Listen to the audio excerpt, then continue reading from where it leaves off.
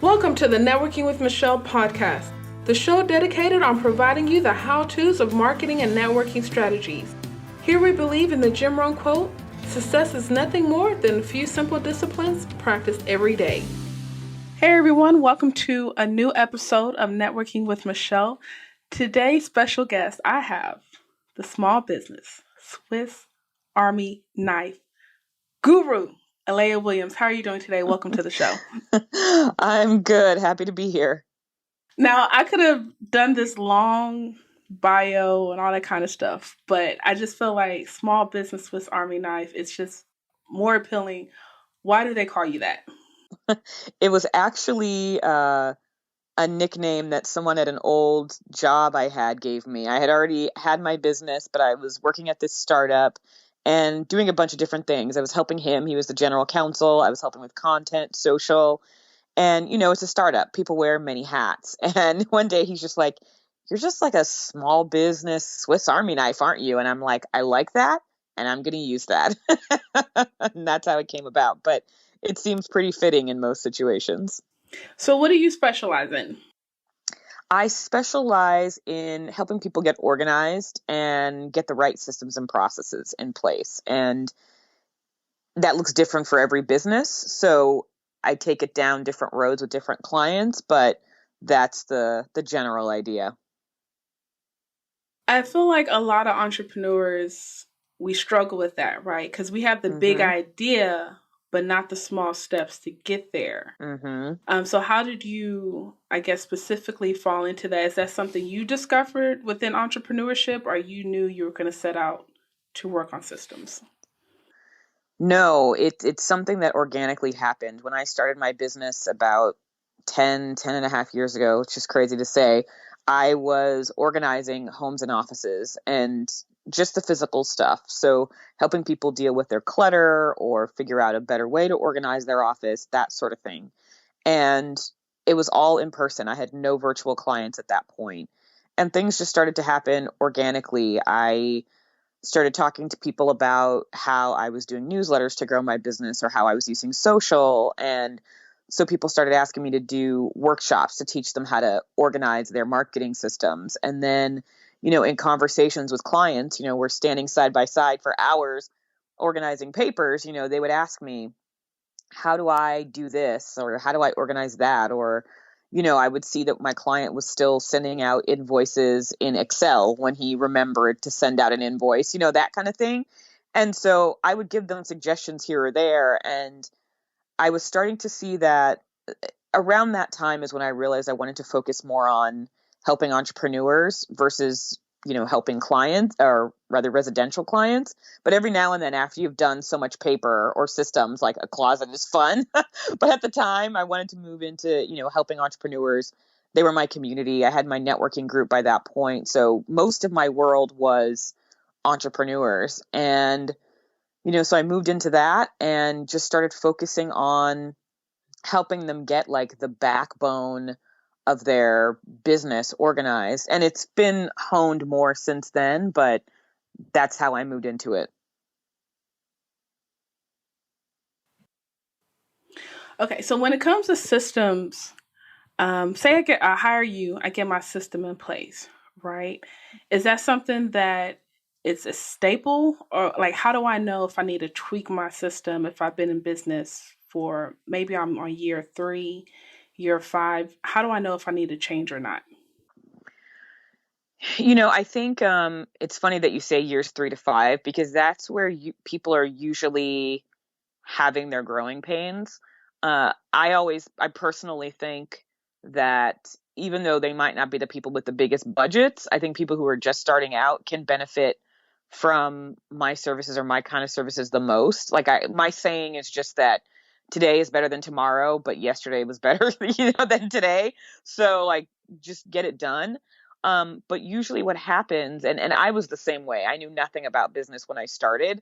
So I just started offering my service, and the system started coming later. I started being more deliberate about them when I was feeling growing pains. And so usually, even though I get people who have just started and I get people who've been doing it for 10 or more years, most people who contact me are in that 3 to 5 year range because they're feeling the growing pains. Like if you've made it to 3 years in business, you're likely growing, you're likely ready to expand or pivot or, do something different or keep growing. And usually what happens is that's the point where people feel like they can't keep doing things the way they've been doing them. Like people may not think twice about doing their invoices in Word and Excel because it's free.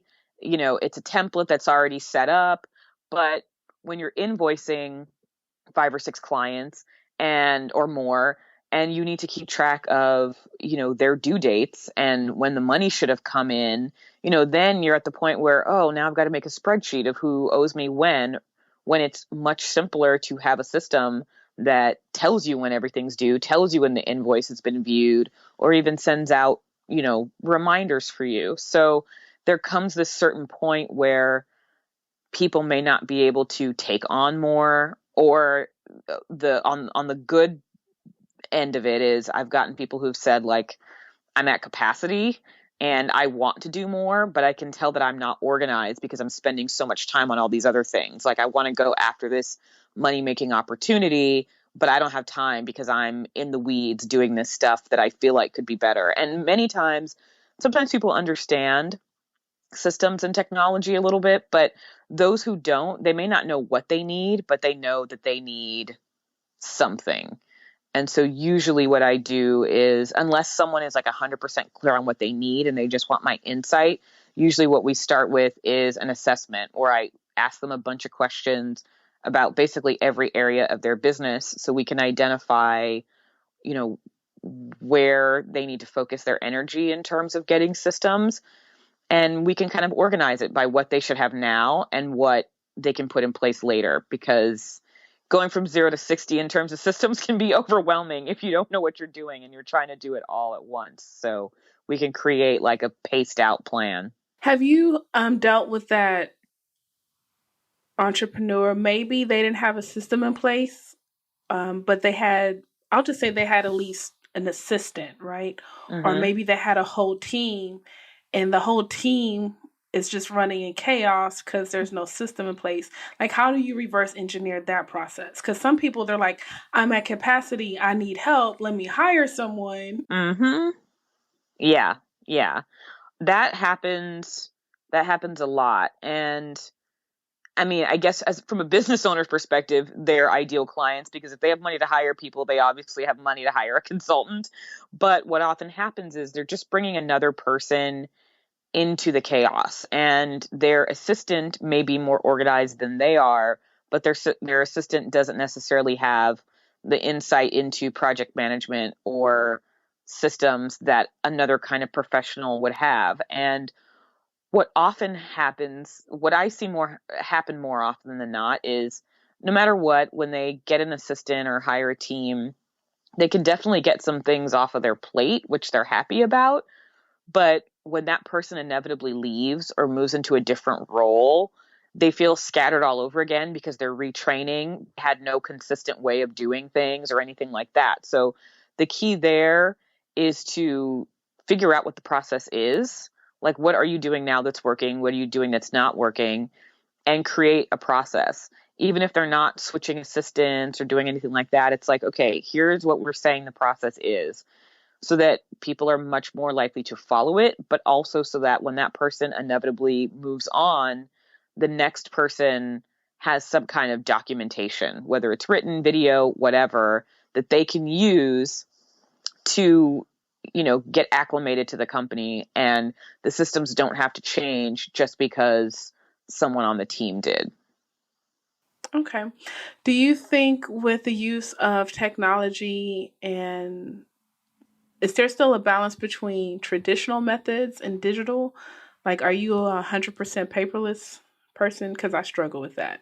No, I'm not, no, I'm not 100% paperless. Bless the people who can do it. Sometimes I am a pen to paper person. I like, in a personal sense, I like paper planners. I like worksheets. Like I like when someone has an ebook, for example, I like when there's some kind of practical worksheet or checklist that comes along with it. so that I can just check it off. And not that I ignore things that are digital, but it's so much easier to like read an ebook and close it and it's not in front of my face and I can easily forget to go back to it when I'm busy running my business. It's easier to have that checklist, that worksheet that I can post up or stick in my planner or, whatever, and have it in front of me. So there's certain things that I like to write down. And, I don't print a lot of paper to, pass around to people. Like I work with virtual assistants, so that's all digital. But there are definitely some things that I do have that are paper. Okay. Because I know I still write, especially when it comes to writing, whether it's essays, blog posts, or books. Like I still write by hand first and then I type it up. Wow. Yeah. And I have some, like, yeah, so I get that reaction a lot. Well, like I've been blogging for, gosh, 16, almost 17 years. And so, but I kept journals and diaries before that. But I'm so used to doing that kind of writing online or on the computer at the very least that I don't handwrite that. But what I will do is write down my blog post ideas or video ideas. For some reason, for me, like it's still much faster to grab a pen and write on paper than it is to open whatever app, no matter how much I love it, get to the right place and put the idea down. Now, I may use an online tool to consolidate so I don't have a Right. million post-its, but that initial capture, I still feel like paper or pen and or paper and pen or pencil is much more agile. So I do put a lot of things on paper and then, corral it with my online tools. Okay. And you asked, is it all technology? And no, systems do not all have to be online. I just think the biggest areas where see people struggle are in areas where we have great technology that automates things. I think it gets overwhelming. Mm-hmm. It gets overwhelming. And it gets overwhelming from the beginning, right? If you have Yeah. 3 different products at different price points within my budget, but different features, Mm-hmm. and it's like, well, I need these 5, but all of these products only have 3. Like, so I think that's the thing. Like, we get so overwhelmed. Like, we know we need some type of product to automate this, right? Yeah. Yeah. But the decision process, the decision making is so overwhelming. It's like, I'll deal with that later, and it never Yes. gets started.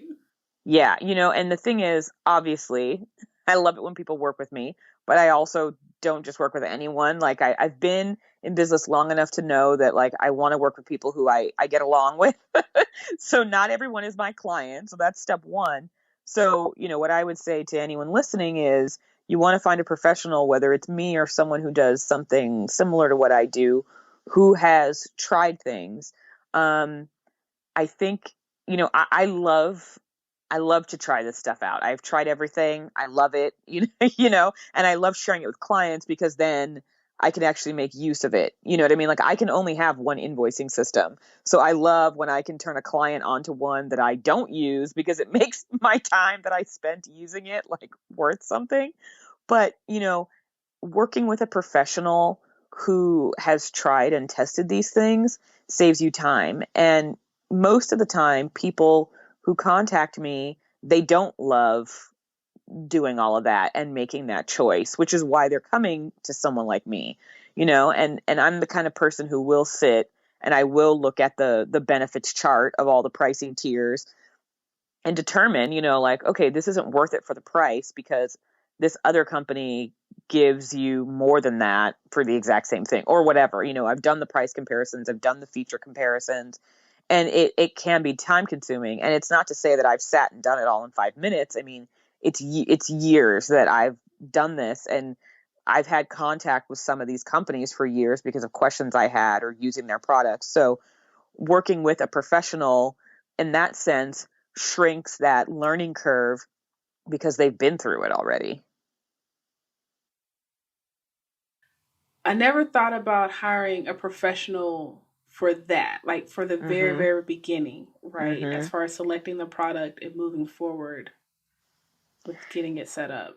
Yeah, and I always suggest to people that if you if you're looking at two different systems, like I'll just throw out, like let's say you're looking at FreshBooks and 17 Hats, you're not sure which one is for you. If you're at that point where you've narrowed it down that much, then I would suggest, hey, go get a free trial of both, try it out, see which one you like to use.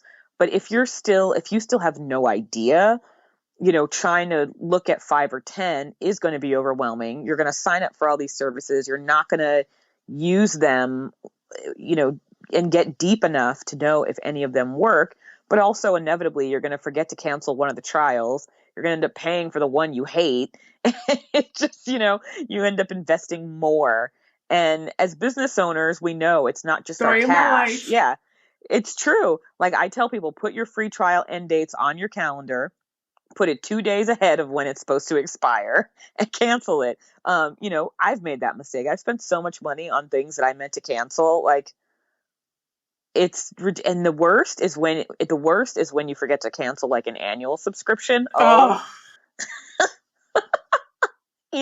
these are the things, it's funny. As I was saying, like hiring a professional shortens the learning curve. So I can shorten the learning curve on telling you what systems you should get, but I can't shorten the learning curve on you making mistakes like that. Like that's just something we all go through. We all pay for the service we don't want. We all have the client who stiffs us. Like, we those are the entrepreneurial experiences that no one can shorten for you. So you hire people to help you in the areas where they can. So I like your new website. Thank you. Oh, how long has it been since you updated it? Oh, I want to say maybe 6 months. I lose track at this point. As we all know, like our websites are always works in progress. So I feel like I gave it a facelift, but I've still been making little tweaks along the way when I catch things. Okay. So I love it. Obviously I jumped on it, but I guess what surprised me, you said that you're a minimalist, Mm-hmm. and obviously kind of feel like that's a word that's been floating around. I forgot the guy's name. He's been doing a lot of interviews lately. So this is kind of new to me, and I guess Mm-hmm. how long have you been on that track? What is minimalist all about? It's so funny in this time that we live in with internet personalities and stuff like that like minimalism is like a thing now. And I think it was always around. There just wasn't a community about Yeah. it. And I'm always trying to be a better at it. I'm always trying to get rid of things and purge, and it can sometimes be a challenge. I mean, that's how I actually got into organizing in the first place. I had my own challenges, but I try to purge. I try not to have an overabundance of things, and that can include digital things. So it's always good to have a nice purge.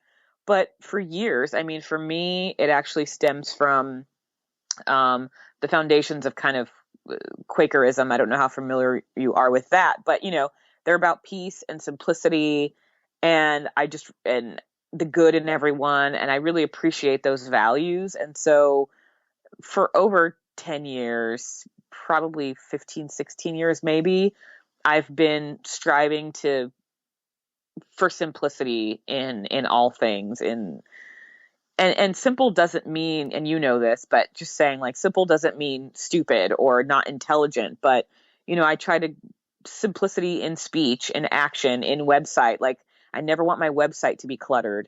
When I speak to people, I don't want to use a lot of jargon. I just want to be very straightforward. And my stuff is valuable, but I always want to be careful not to overhype. There's so much overhyping in this online space. So for me, it's not just in lack of possessions, it's in the way I do things as well. Very intentional on Mm-hmm. everything across the board. Yeah. Yeah, exactly. I guess, do you feel like you kind of just grew up with that and then you identified it and then you became intentional, or there was just something like, let me be intentional Um, about this? so for me, it was something that I was always sort of interested in the back of my mind. I grew up in a Christian home, but I grew up in a very diverse city around people who were of different backgrounds. And so even when I went to a Christian university, I was in my personal time studying Buddhism, and my favorite book was about the parallels between like Buddhism and Christianity, or the words of Jesus or whatever, you know. I was very much like that. And so I started exploring who the Quakers were and what they were into. And I actually got a kind of social justice oriented internship with a Quaker organization. And that gave me an opportunity to learn more about their values, which are actually very action oriented as well. You know, it's not just about talk, it's about acting on these things that you say are your values. And so that all of that was very influential for me. And I just thought, I want this for my life. And so I think it was a good fit, especially after I left college and started my organizing business. I mean, it makes sense that I would be interested in simplicity and intention when it comes to organizing. And, you know, everybody's different. Like, some people like organizing because they want things to look a certain way, you know, aesthetically. And for me, it was more about having the free space and clearing the physical clutter so that the mental clutter clears as well. So everybody has a different approach, but that's what it's been like for me. Do you consider yourself an introvert, extrovert, or ambivert? Now that we have that term, I would say ambivert, but I think that I was always an introvert, and people who only knew me for business were like, no, you're not, because they knew me from running my group or speaking. And I've always liked public speaking, but I don't want to be the center of attention at a social party. You know what I mean? Like, for me, there was always that difference. And so I always felt like I was an introvert by nature and an extrovert by necessity, but now we have ambivert. So I'm that. Yeah, and my friend, she's like, Michelle, you're an extrovert, and I'm like, when I'm on, I'm on. Like, Yeah. that I know, but it takes a lot of energy to be on. And best believe, I want to go home on the couch, watch SVU marathons. Yes. Until it's time to come out and play again. Even though we've seen every episode, it's like Sundays on USA, SVU day. You know, you just know. Like, yep, exactly. But I guess that's the thing, you know, because you mentioned the networking groups a couple of times. So how do you break out of that shell? We're not even going to get to the group part, just to get to the event, right? Maybe there's someone that needs the baby steps of going to an event and then, you know, going from there. I think the key is, whether you're introvert, extrovert, ambivert, but especially if you're an introvert, identifying, and it may take some experimentation if you're new to networking or groups or events, like, find an event that you feel like would be right for you or be your speed. So, for example, when I started going to networking events, and even now, I rarely throw mixers because I'm not a huge fan of them. I don't like walking into a room of strangers and either having to figure out whose conversation to butt in on, or, you know, stand somewhere and hope that someone, you know, comes up to me. So I actually typically preferred when there was a lecture or it was a workshop, because we're all focused on the same speaker. And when we break into either group discussion or a mingling portion afterward, we at least have some common ground to talk about. So that was what I liked to do. And also, something that can be great, where I think introverts can often thrive, is masterminds. And those have a great impact. If you're in a good group, it can have a significant impact on you and your business growth. But it's a great way to just get kind of intimate in that sense with just a few people. So you're still putting yourself out there and you're still expanding your network, but you're not just thrown out into a sea of people and having all of your energy zapped. So fortunately, we live in a time, and I do encourage people to get out there and get some FaceTime too, even though we do a lot of stuff online. But we're in a time where you can network in many ways online, but there are also so many kinds of offline events that there really is something for everyone. Absolutely. How would you go about creating a networking plan? A networking plan. You've got to have goals for your business in general. But what I think is important for people to understand, and I know that you value this as well, is that you have to know what you want out of these relationships. You have to know what you hope to get out of networking. And of course, everyone wants to get business, but you have to look deeper than that, because if you're looking at everyone like a dollar sign, like they have a target on your back, no matter what kind of event you're going to, what Facebook group you're in, you're approaching it from the wrong perspective. And people are getting much more savvy now. I've seen it happen. People are getting much more savvy now on being able to pick out who's thirsty, who's hungry for that business. Do you know what I mean? It's like, oh no, like I know how they're looking at me. It's that person who is trying to convince you that you are their target audience. Like, I am much more likely to remember you if we had a great conversation, and you didn't try to sell me, but I happen to talk to my friend a week later and my friend needs something that you do. I'd go, oh yeah, I met this woman last week. But if you're trying to convince me that I'm your customer and I know that I'm not going to do business with you and I'm not going to refer you. So on a deeper level, think, it starts with the goal of, what do you want outside of obviously more money? Do you want to find JV, joint venture partners? Are you looking for someone to do a collaborative, product or event with? Are you looking for a mentor?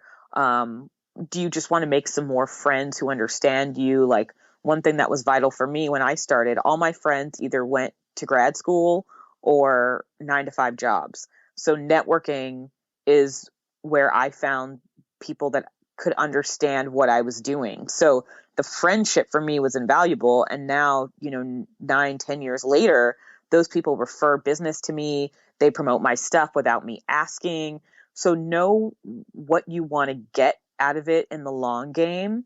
And then that can help you identify where you need to go. Like, maybe a Facebook group is where you can start. Maybe a mastermind is your jumping off point. So the biggest thing is knowing what kind of relationships you want to build and what kind of people you want to find. And then doing some research, where can I find those people? If you want to meet more real estate agents for whatever reason, where are real estate agents finding out or hanging out? So first is, knowing what you want. Second is doing a little research, identifying, what kind of groups and situations are going to be good for you, or thinking of who's in your existing network, who can connect you with the people that you want to meet. And then really, in whatever tool you have, whether it's the, writing it on your fridge. I don't know if people still have fridges that you can write on. I don't know. But whether it's on your fridge, your whiteboard, your Google Calendar, your paper planner, whatever it is, schedule in time to do that networking. If you sign up for a meetup, they have a nice little export button, put it on your calendar. And if you are struggling with the concept of going alone, ask someone to go with you. Or just go, and go and give yourself the freedom to not even talk to anyone. Like, if you have never gone to an event, and the first step is getting there. So just tell yourself, I'm not, you know what I mean? Like, I'm not expecting myself to go up to anybody and make friends. Like, the first step is getting out of the house, finding a freaking parking space, and getting just in get the event. in the building. Get in the building. And most likely you will end up talking to someone, but if you don't, no pressure, because the goal for the first one, the real baby step, is just getting there. And once you do, and if you like that group, go back again and then make an effort to talk to one person. If you didn't like it, find a different kind of event to go to and just experiment, but take the pressure off of, I've got to talk to X many people and I've got to walk out with 5 business cards and 1 new client. It's not going to work well for you. Right. Now, I do think you're much nicer than me, because How so? So I do believe in having a networking partner, but I think it's more of a divide and conquer, right? You're in LA, a major city. I'm in Houston, another major city. So when my brother and I were just putting ourselves out there, he would go to one event, I would go to another, and then we would swap contacts via discussion or even introductory emails. Now, I do think one of the problems, because you said like bring a friend to an event, I actually think Mm-hmm. that's the problem with networking because then our friend becomes a crutch and then we end up sticking with each other. If they're not as, if they're not in the mindset of, I got to network with a purpose, the two of you are going to end up talking to each other the whole night and you're Yeah, not I, going to I meet should say them. that the key is taking a friend that's more outgoing than you. Like you can't take your friend that's just as introverted.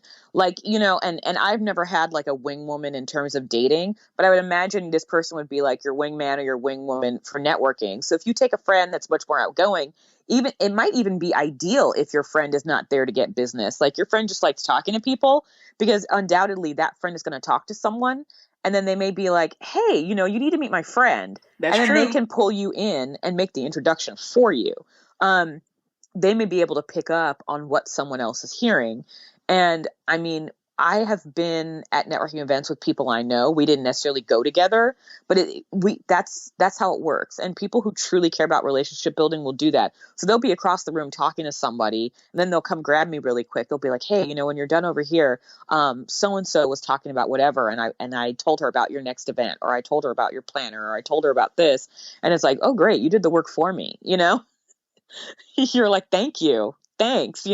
So definitely don't take a friend that's more introverted or as introverted as you. Take someone who is more outgoing or even someone who isn't even there to get business, but just likes going for the social aspect of it. Um, it can really, it can really help, I think. And not necessarily in all situations. I didn't like I said, I didn't have anybody to do that with me, but I can totally see the value in it, and I've seen it happen for other people. But when I started, it was just, I sat in the back of the room and I didn't always talk to someone and I'd leave. And that was part of what motivated me to start my own group. I'm like, if I do, I have to talk to everybody. So you figure out like what your method is and you run with it. So for me, it was starting my own thing, which meant I had to introduce myself to all the members. For somebody else, it may be bringing an outgoing friend. For you, it may be a divide and conquer strategy. I mean, that's brilliant. I've never done that or seen it done as far as I know.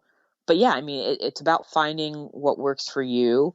The same in networking and systems, to tie together the two things we've talked about. There's so many ways to do it. Find the one that works for you. Someone else's way is not necessarily going to lead you to success. Now, you mentioned all of the thirsty and hungry folks earlier. Um, Mm-hmm. this online marketing space, you're in LA, there's fashion, there's entertainment. Mm-hmm. I mean, everyone wants to touch the influencer, right? Mm-hmm. Whoever that influencer may be in their respective niche. So everyone, how do I network with the influencer? Or do you really think it's just the building block, keep your head down, do good work, and your time will come? Or do you really just put yourself out there? That is a complex question that touches me in my heart. Because there are influencers that I know. There are influencers that and we all have our own issues. And I think I have more self-worth issues sometimes than I realize because it's amazing to me sometimes people who tell me like, "Oh my God, you know so and so or you have this person in your network." And I've never thought to ask that person to do anything for me or to make an introduction to me because I tend to be over concerned about someone feeling like I'm using them. And so I err on the side of not asking. And I think that if I had tapped the influencers I already know from years of putting in work, that I could actually be much further along in my business. So, but what I think is key, especially right now where everyone's trying to touch the influencer, everyone's online marketing, it's so crowded.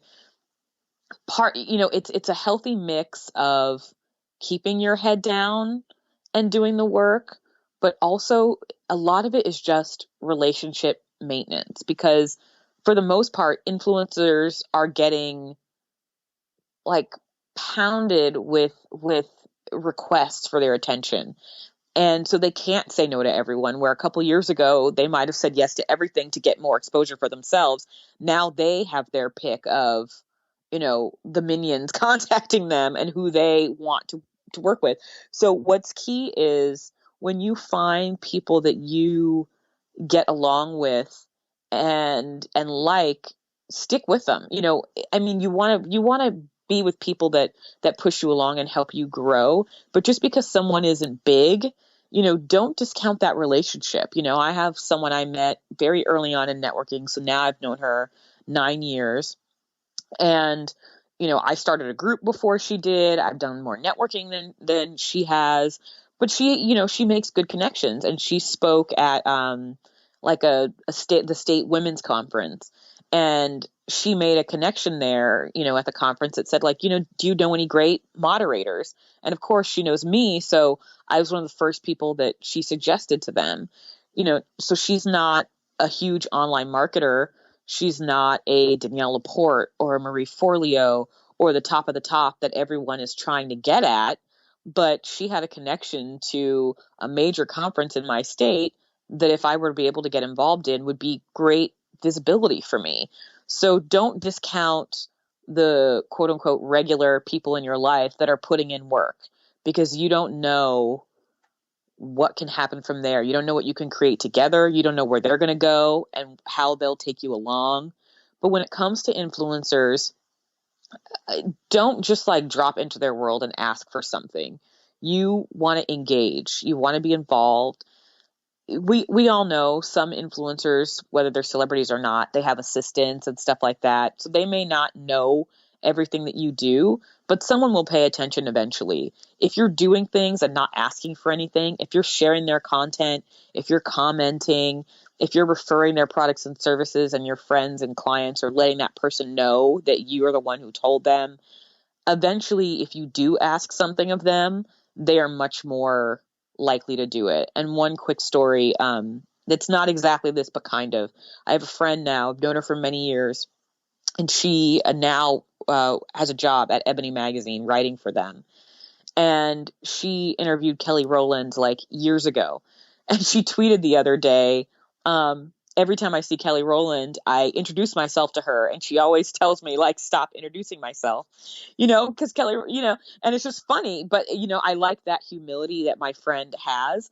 And then it turns out, and so my friend shared that story yesterday. And then later that day, Kelly Rowland actually tweeted back and was like, yes, I told you, stop introducing yourself. Like, you interviewed me at a very pivotal point in my life after I had my son. I will never forget you. So if you're there and you're supporting what people do genuinely, they're not going to forget you. And even Kim Kardashian, she spoke at Blog Her, and I was there. Oh, okay. And yeah, and I actually really appreciated a lot of what she said about her work life and business. And so I was glad she was there. But one of the things she said is, there are fans that she DMs, like there are fans of hers that are dedicated, that she'll ask them questions and run stuff by them. And so you even have someone like that, who is undoubtedly a social influencer, whether you like her brand or not. Even she has 100 fans or so that she pays attention to. So be genuine if you actually are into someone, and who knows, like, where that will take you. I mean, how cool is that? Like, I'm not even like a Kelly Rowland fan. How cool is that for her to tweet you and be like, stop introducing yourself, I will never forget you. Right. Right. How amazing must that feel? And So screenshot that so the world can know. Yep, she did. I'm printing that out, putting it on the front. I'm gonna start carrying a binder again. Like, I'm gonna put fridge, it's going everywhere.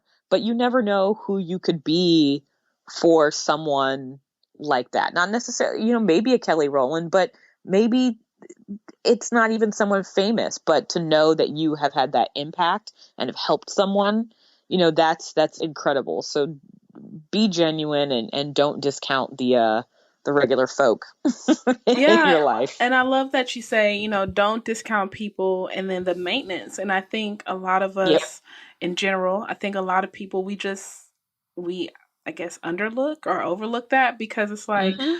oh, that's just such and such, right? That's just another person at a networking event Yep. trying to get off the ground or whatever. But you don't know who they know. You don't Nope. know, like, they probably have, all these type of relationships, but they just quit their corporate job they have the backing, but they still have to put in the work like everyone else. Yeah. Right. And it's just a matter of time. Um, wow.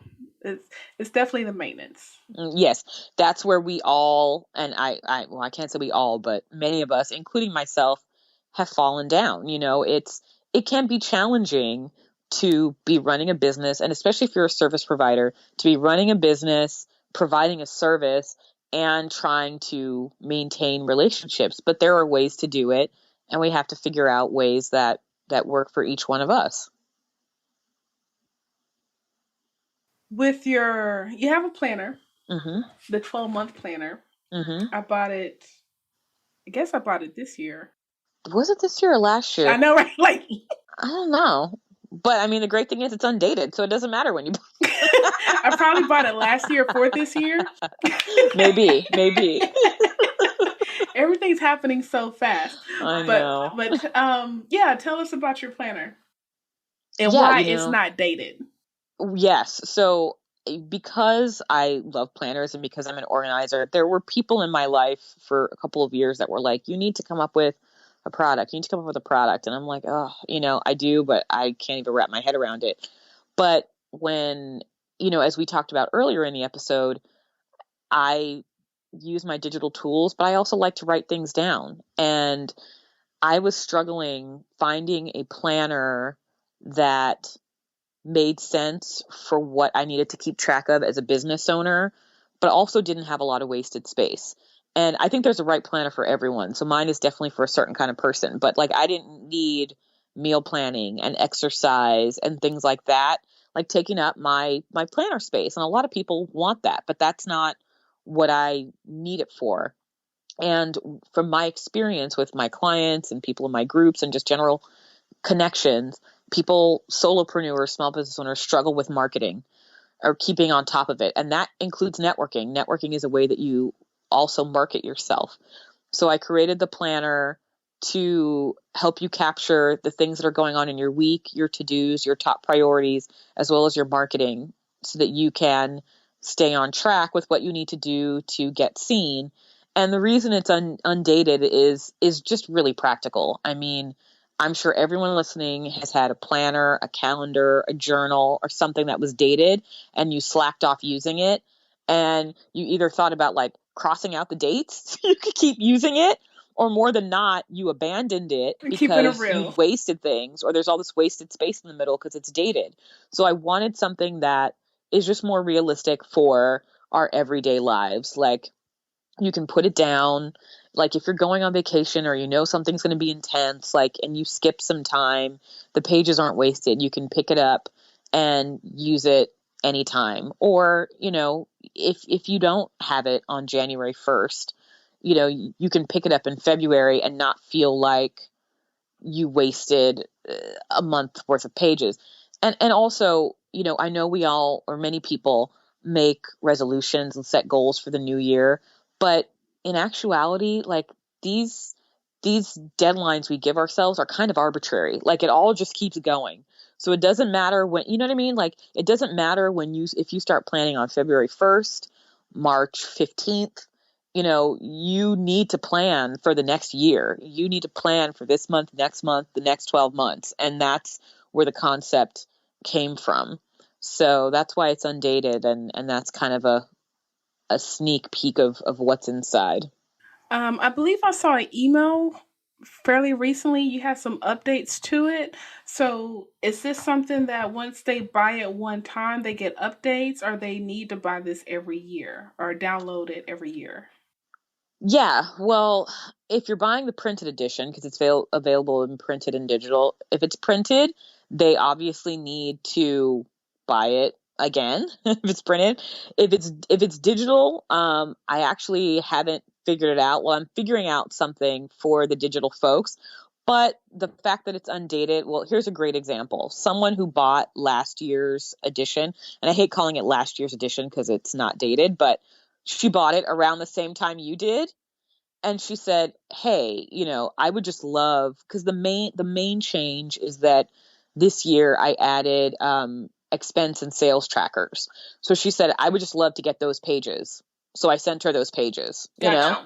So things like that, easy peasy to do. And the general layout has just shifted slightly.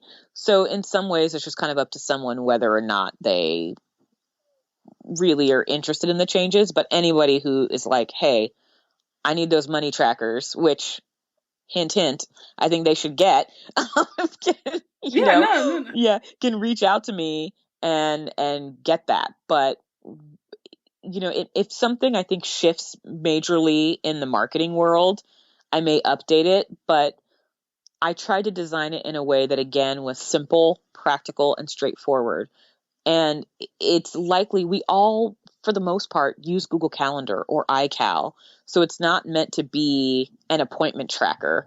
So it's ideal for someone who uses an online calendar, but likes to plan their big milestones. Like I do my podcast planning, my launch planning in my planner. So it's built more for that versus like hour by hour appointments. I could, that would be so annoying for me. Do it. Another thing that I really loved about your calendar, one, it's unisex. Mm-hmm. And it's not pink. Yeah. Because I've been on the fence on creating a planner now, I guess going on 3 years.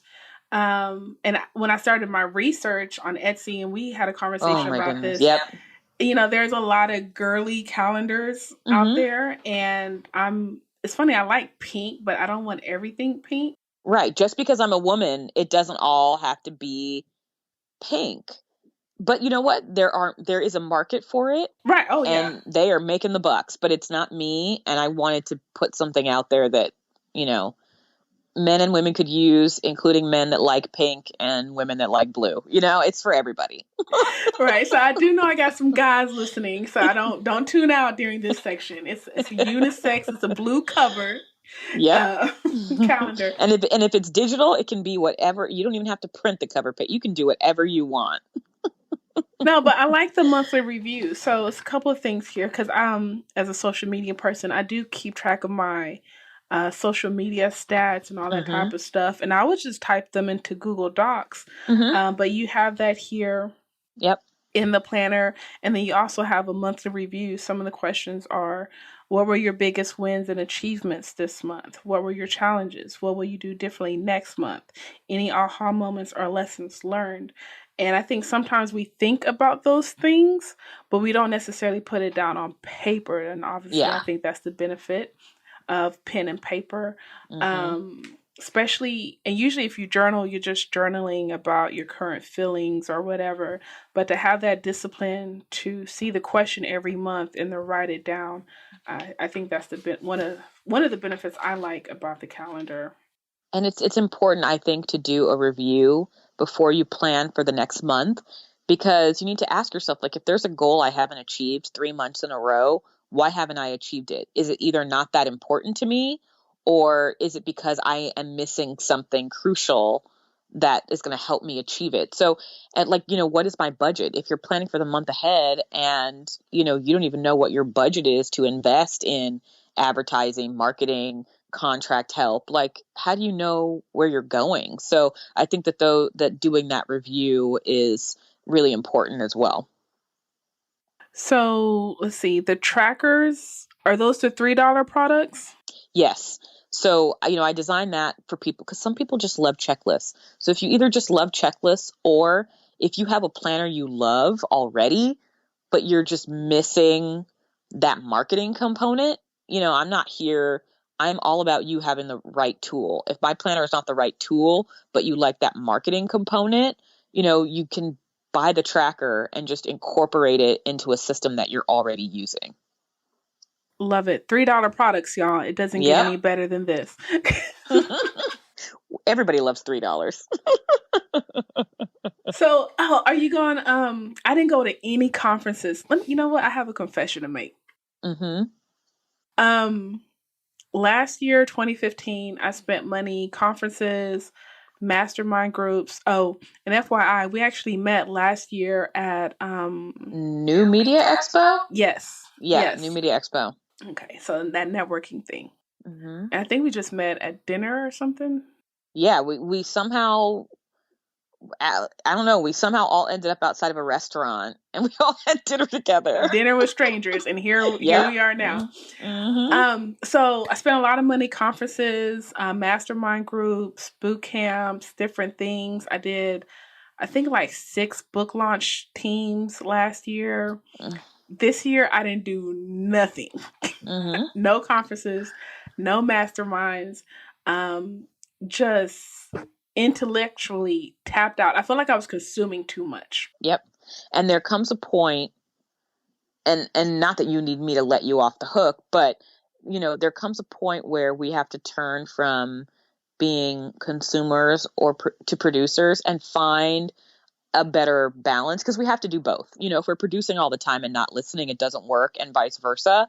But the reason I was saying I was letting you off the hook is because I was very similar, and the other reason why I let us off the hook is, and I'm, I'm not just letting us off the hook because I like both of us, but because you and I have invested time in growing our relationships. And that's the other thing that I think is key for people. We have online tools now, so it's great to use a combination of the two.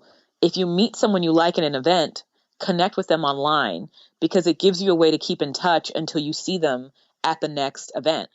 I think when January or April or whatever hits, it'll have been 2 years since you and I met. But we've talked, we see each other online. I listen to your show, you've seen my newsletter, you've been to my website. It's not that we have been out of touch for 2 years. And so, we built relationships in those years where we went to the conferences and did the book launches. We were building relationships. And when we think back to what we were talking about with maintenance, one of the reasons we're tapped out, I'm going to guess, is that we have met so many people already and made so many connections. Like right now, like we just need to maintain, like, I don't know what I would do. Not that it would be a bad thing for me to get out and go to an event, but if I came home with 20 new cards, yes, that's 20 new contacts, but now that's 20 to add to those people that I already know, who I could be deepening my relationship with. So you can have these. I think it's good to consistently network, but sometimes it's more about maintaining and deepening than it is about putting people in to your funnel. And I don't mean necessarily your sales funnel, but into your funnel of like networks and relationship building. And yeah, I mean, you can get tapped out, especially if you are an introvert or an ambivert. Like that introvert side of us wants to be in bed, like some days when I'm done working, I'm like, as exactly like you said, literally what you said, I just want to watch SVU. You know what I mean? I want to get some hot cider and watch SVU and not move. Like that is me most nights. And when I put that online and you guys like it, I'm networking with you. We're connecting, we're engaging. You see what I'm up to, I see what you're up to. And I think we need, even if you're an extrovert, I just think you need those times to reflect, deepen, check in, and work on your own stuff too. So I let us off the hook. Yeah, and I don't think that's addressed enough. It's like I always got to be on the scene, and it's like, no, you don't. You need to rest mentally, physically. It's okay. So yeah. But you plan on going in any conferences 2017? You have your eye out on anything? My strategy is going to be to ask people I trust which ones they've been involved in and which ones they love. I'm at a place where big conferences don't necessarily offer me a lot. So I am at a position in my career where I do want to speak at the big conferences, but I want to attend the boutique conferences and the mastermind retreats and the places where I can learn, but also talk about my business and get feedback and work on things. Because it's very similar with networking. Like we keep downloading ebooks and putting in new ideas, but we're not taking the time to apply the knowledge that we have learned. So I'm much more in that phase of like build, grow, move forward than just like downloading more info. I like that. Build, grow, move forward. Mm-hmm. I love that. I feel like I hate this question when people ask it, but it's like, what do I need to ask you, or what have I not asked you that needs to be said, right? That the world needs to know. Gosh. It's not something that you didn't ask me, because as we knew that was going to happen, we had plenty to talk about. I think one thing I will say, to weave together the systems, the networking, the planner, all these things we've talked about. I think the key thing to take away is do what works for you. Do the work to find what works for you, but do what works for you. Network in a way that works for you. Choose the systems that work for you. Find a planner that works for you. Hopefully it's mine, but if it's not, I'm not going to cry about it. You know what I mean? Like, what's more important is that you have a tool for planning, whether it's online or paper, that makes you feel empowered and helps you get things done and helps make you better, because when we're better, we can be better for each other. So the key with all of it is identifying what works for you and allowing that to help you become more successful and to help you grow.